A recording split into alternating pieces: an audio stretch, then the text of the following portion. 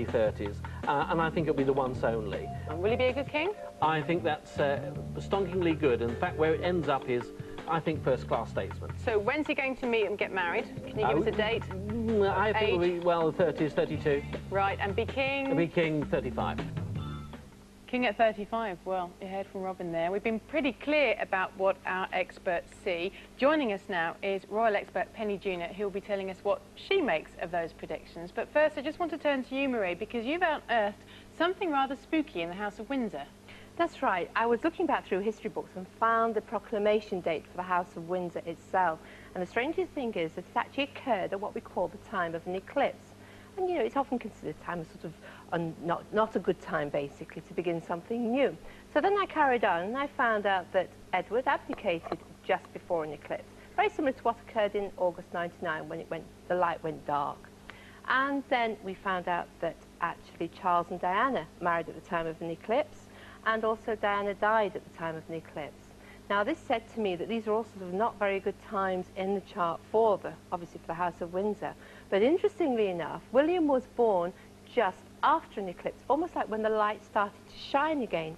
And I feel, looking at the charts together, that if anybody's going to rescue the monarchy and take it into the future, that really William is the new dawn for the House of Windsor. So you're saying that basically anything that does occur in the House of Windsor around the time of an eclipse really is more doom and gloom? Doom and gloom, yes. And that William could be the new dawn because he was born on the other side? That's right. He's very much in touch with, very similar to Diana, he's a Cancerian, very close to her, very touchy-feely. But at the same time, his chart has a lot going on as well. All right. Now, you described astrology as a science. It's very logical for you.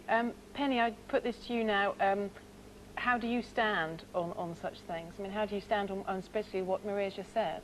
Well, without being too much of a sceptic, I mean, I think that it's certainly true that, that William is the new hope for the monarchy. I don't think you need the psychic powers to prove that. Well, why should that be? Why can't Charles be the new? Well, I think Charles will be a very good king, and I think he will be king. But I think that there are many people who blame Charles for the breakdown of his marriage to Diana.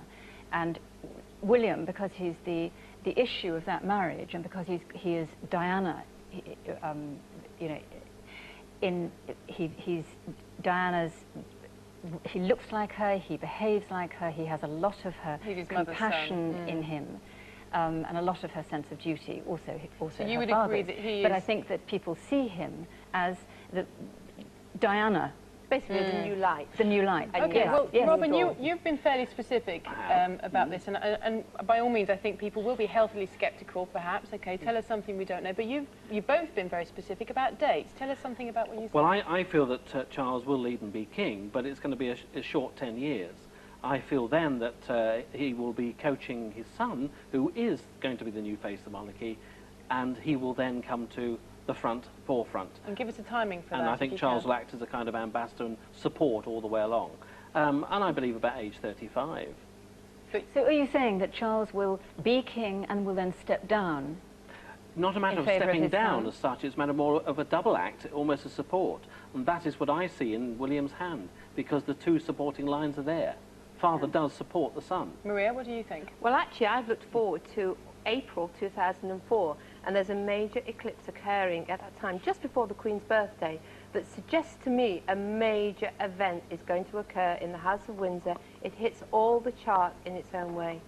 What sort of event? It's not going to be a happy time, and I've got to say a lot of astrologers in the past would say it's a date with fate. What do you make of that, Penny?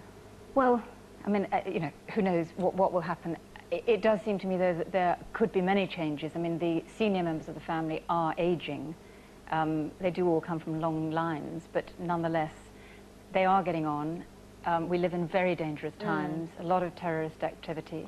The royal family you've been fairly specific about dates, haven't you? You're saying April... April 2004, it begins that year. There will be something occurring that will rock that royal family. OK, well, let's leave that bit there. Final question we have to ask, do you think that Camilla will ever be accepted as Queen? I would be very surprised, actually, if Charles and Camilla married.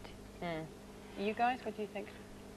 I go with Penny on that. I don't think they'll ever marry. I don't think the public will accept that. Maria? And I would disagree. I would say I agree entirely, because her chart does not fit in with the House of Windsor chart at all. Okay, well, three very differing views there. Thank you very much for joining us today. Thank you, as always, to you two. That's all we have time for today and for this week, in fact. We'll be back on Monday, though.